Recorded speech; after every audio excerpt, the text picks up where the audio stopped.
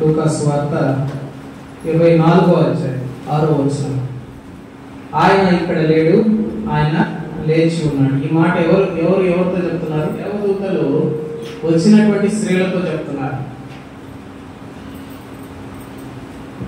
అక్కడ ఉన్నటువంటి మాట మనం 24 మొదటి నుంచి చూస్తే, ఆదివారంలో తెల్లవారుచుండగా ఆ స్త్రీలు తాము సిద్ధపరిచిన సుగంధ ద్రవ్యములను తీసుకొని సమాధి వద్దకి వచ్చి సమాధి ముందర ఉండిన రాయి దొర్లింపబడి ఉండట చూచి లోపలికి వెళ్ళిరి గాని ప్రవక్త అయిన యేసు దేహము వారికి కనబడలేదు.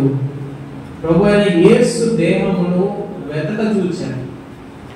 మొదటి యేసు దేహాన్ని వాళ్ళు వెతక చూచారు. వాళ్ళు యేసు ప్రభు యొక్క దర్శనం నిమిత్తం వచ్చారు అనుకోవచ్చు. వాళ్ళు యేసు క్రీస్తు ప్రభు వారి కొరకు ఉదయాన్నే లేచి వచ్చారండి. తెల్లవారు మామూలుగా కుళ్ళు పట్టు నీకుండా సుగంధ ద్రవ్యాలు వాళ్ళు ఆ వాసన రానికుండా సుగంధ ద్రవ్యాలు వేయడానికి వచ్చారు. ఆ 3వ రోజు ఆయన దగ్గరికి వచ్చారు. కానీ అక్కడ వాళ్ళు చూసేసరికి లోపలికి వెళ్ళింది కానీ ప్రభు అయిన యేసు దేహము వారికి కనబడలేదు. ప్రభు అయిన యేసు దేహము వారికి కనబడలేదు. ఇందును గూర్చి వారికి ఏమీ తోచలేదు అని రాయబడింది. ఏమని రాయబడిందండి? ఇందును గూర్చి వారికి ఏమీ తోచలేదు. పరిచర్లో చాలా సార్లు ఏమి తోచదు, ఏం చేయాలో తోచదు, ఎట్ట ముందుకు పోవాలో తోచదు.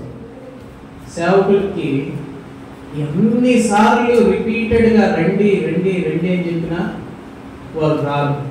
వాళ్ళు ఎట్ట రావాలా దేవుని సన్నిధి అనే విషయం తోచదు కొన్నిసార్లు. నిజంగా మన ప్రయత్నాల్లో కూడా, రోజువారీ జీవితాల్లో కూడా మనం కూడా ప్రయత్నిస్తూనే ఉంటాం. ఒక్కోసారి తోచనప్పుడు దేవుడి విషయంలో తోచనప్పుడు ఆయనే మార్గదర్శిగా ఉంటాడు. ఆయనే వారికి ఉన్నటువంటి ఆ కన్ఫ్యూజన్ ని తీర్చేశారు. ఇక్కడ చూస్తే ప్రకాశమైన వస్త్రము ధరించుకొని 2 మనుషులు వారి ఎదుట నిలబడి వారు భయపడి ముఖమును నేలకు వంచి ఉండగా, వీరు సజీవుడైన వానిని మీరెందుకు మృతుల్లో వెతుకుచున్నారు అని. ఆయన లేచి ఉన్నాడు, ఆయన ఇక్కడ లేడు. ఆయన సజీవుడైనటువంటి దేవుడు, ఆయన లేచి ఉన్నాడు. సమాధుల్లో వెతకడానికి మరి ప్రయత్నించారు మనుషులు, కానీ ఆయన తన లేఖనాన్ని నెరవేర్చుకున్నాడు. ఏదైతే లేఖనం ఆయన గురించి ప్రవచనం ఉందో అది నెరవేర్చుకున్నాడు. ఆయన తాను ఆ శిలువ మరణం నుండి కదా మరణమయ్యి సమాధి చేయబడి తిరిగి లేచినటువంటి వాడుగా ఉన్నాడు. అదే ఇక్కడ మొదటిగా దూతలు సాక్ష్యం చెప్తున్నారు. ఏమని? ఆయన తిరిగి లేచి ఉన్నాడు అని. ఆయన దూతలమైనటువంటి మనందరి యొక్క సాక్ష్యం కూడా ఏంటి? ఆయన తిరిగి లేచి ఉన్నాడు. ఆయన తిరిగి లేచి ఉన్నాడు.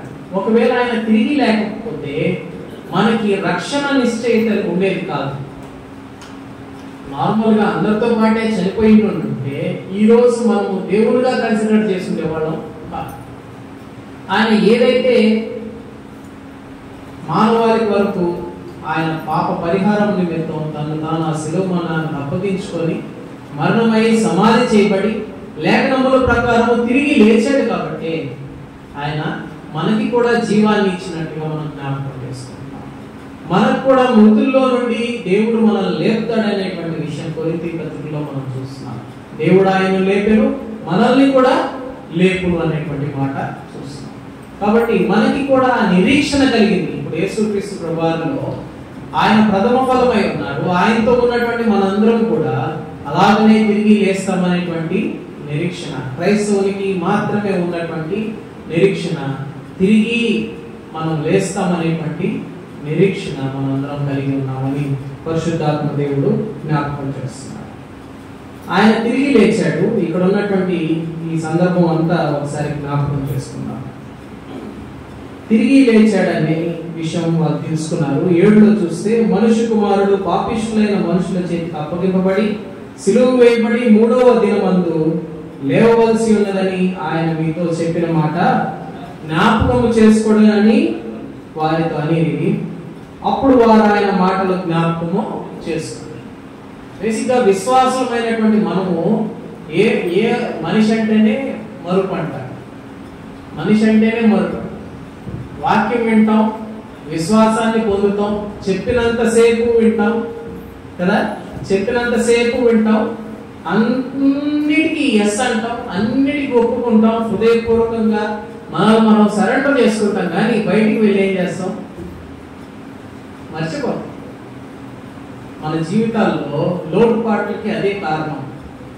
దేవుడు ఆల్రెడీ చెప్పున్నాడు, ప్రవచనాలు అన్నింటిలో కూడా ఆయన ఆల్రెడీ చెప్పున్నాడు. అందుకే 25వ వచనంలో ఆయన ఏమన్నాడు చూడండి. అందుకు ఆయన, అవివేకులారా, ప్రవక్తలు చెప్పిన మాటలన్నిటినీ నమ్మని మందమతులారా. 25వ వచనం, క్రీస్తు ఇలాగ శ్రమపడి తన మహిమలో ప్రవేశించుట అగత్యము కాదా అని వారితో చెప్పి, మోషే సమస్త ప్రవక్తలను మొదలుకొని లేఖనములన్నిటిలో తను కూర్చిన వచ్చిన భావములు వారికి తెలిపెను. మందమతులారా, దేవుడు ఏ మాట అయితే చెప్పాడో, దేవుడు వాక్కు ఏదైతే ఉందో అది ఖచ్చితంగా నెరవేర్పులోనికి వస్తుంది. వీళ్ళు ఇక్కడ ఉన్నటువంటి స్త్రీలు 3 రోజుల్లోనే మర్చిపోయారు. ఆయన చనిపోయిన తర్వాత ఏం జరుగుతుంది అని ఆయన ఏం చెప్పాడో అది 3 రోజుల్లోనే మర్చిపోయాడు. 3 రోజులు అనకపోతే చెప్పినప్పటి నుంచి అప్పటి వరకు మర్చిపోయి ఉన్నారు. మనం కూడా జీవితంలో ఆయన చెప్పిన మాటని మరిచేటువంటి వారంగా ఉన్నాం.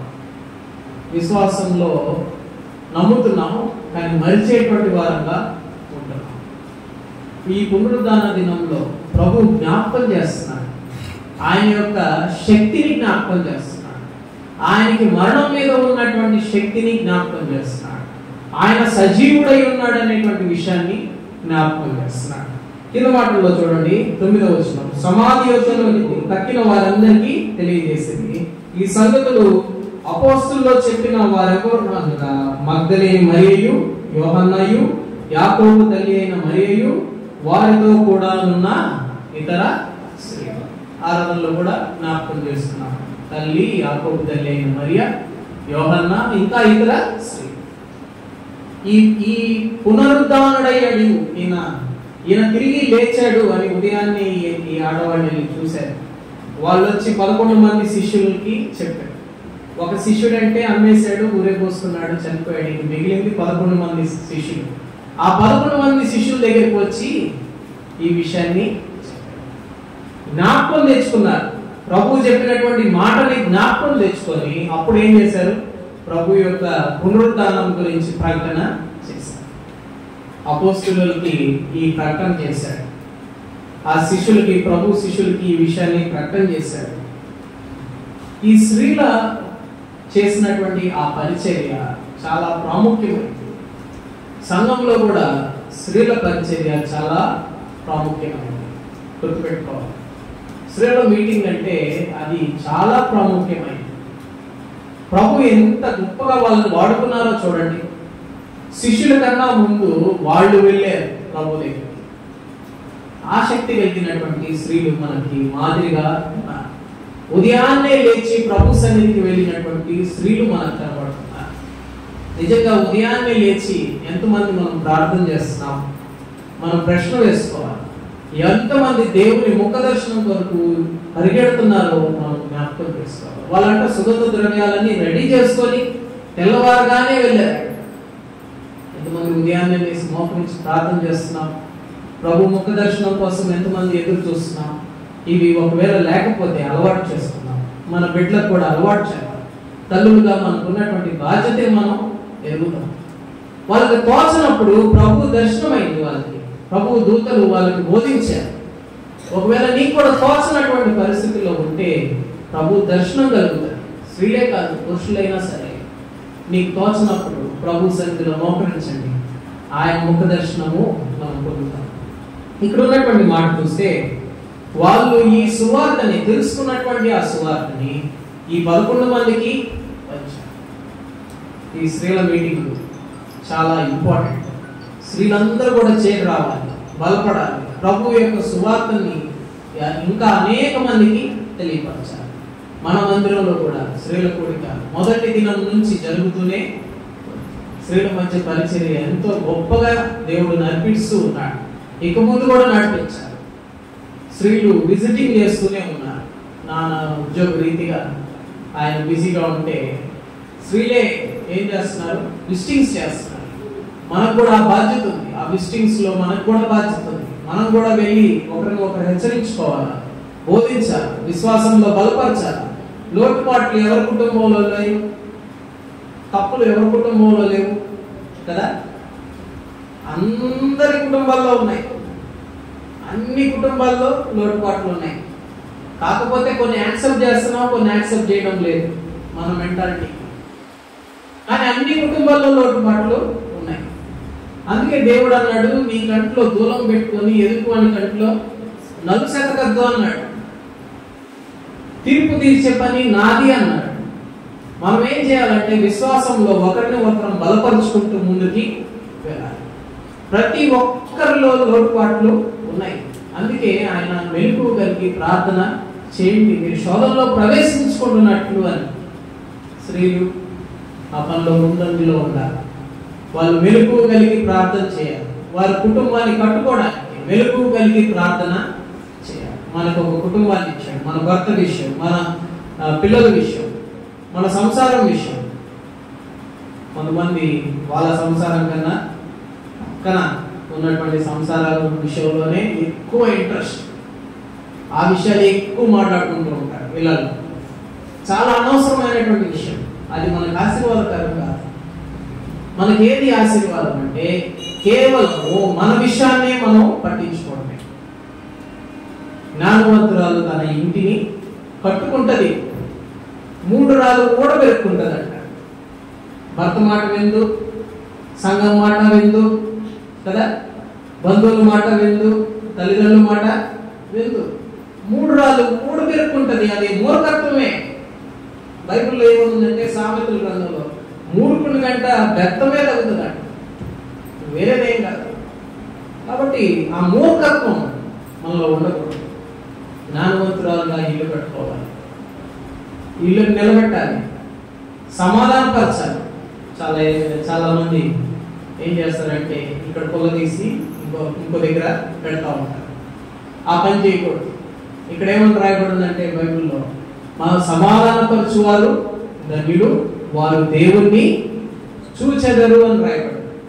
ఇప్పుడు మరియా, మగ్దలేనే మరియా, వీళ్ళందరూ కూడా దేవుణ్ణి చూచే దర్శనం, ముఖ దర్శనం కలిగింది వీళ్ళందరికీ కూడా. తర్వాత వచనాల్లో మనకు కూడా దేవుని ముఖ దర్శనం కలగాలంటే మనం ఏం చేసే వారంగా ఉండాలా, సమాధానపరిచే వారంగా ఉండాలి. ఎక్కడైతే సమాధానం లేదో అక్కడికి వెళ్ళి ఇంకా ఏం వేయకూడదు, పెట్రోల్ పోయకూడదు, ఇంకా పెట్రోల్ పోయకూడదు. నేను డ్రింకులు అంటా ఉన్నాడు, కారం ఉప్పు కారం కూడా వేసేస్తుంది మమ్మీ అంటాడు. చూసారా?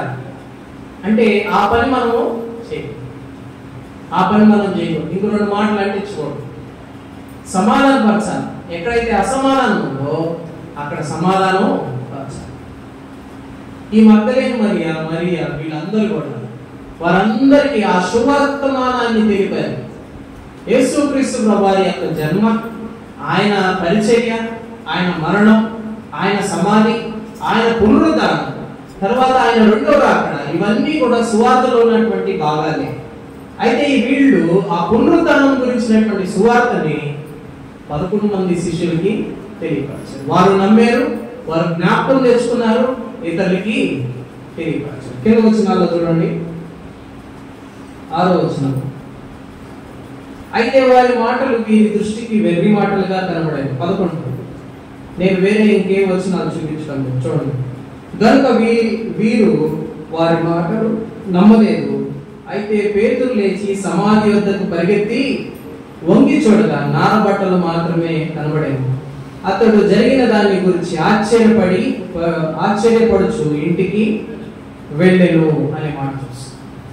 పరిగెత్తుకుంటా పేతురు ఆయన మీదే సంఘాన్ని కడతానన్నాడు. ఆయన పరిగెత్తుకుంటా నమ్మలా, పిచ్చి మాట్లాడుకున్నాడు. వాక్యాన్ని వీళ్ళు కూడా మర్చిపోయారు. చెప్పేటప్పుడేమో వినరు, చెప్పేటప్పుడు ఏం చేస్తారమ్మా, ఫోన్ చూసుకుంటుంటారు. చెప్పేటప్పుడు పొయ్యి మీద మాడుతుందేమో అని ఆలోచన చేస్తున్నారు కదా. చెప్పేటప్పుడు వినరు. పక్కన వాళ్ళు ఎలా, మనం ఎలా, ఇవే ఆలోచన. బంధువుల్లో వాళ్ళ మాట అన్నారనే ఆలోచన. అవన్నీ పక్కన పెట్టేసేయండి. ప్రభు చెప్పినటువంటి మాటలు, ఆయన పునరుద్ధానం గురించి చెప్పినటువంటి మాటలు వీళ్ళు మర్చినటువంటి వారుగా ఉన్నారు. వీళ్ళు మరిచారు. చెప్పిన మాటని విన్నారు, విశ్వసించారు, కానీ ఆ సమయానికి తర్వాత మరిచారు.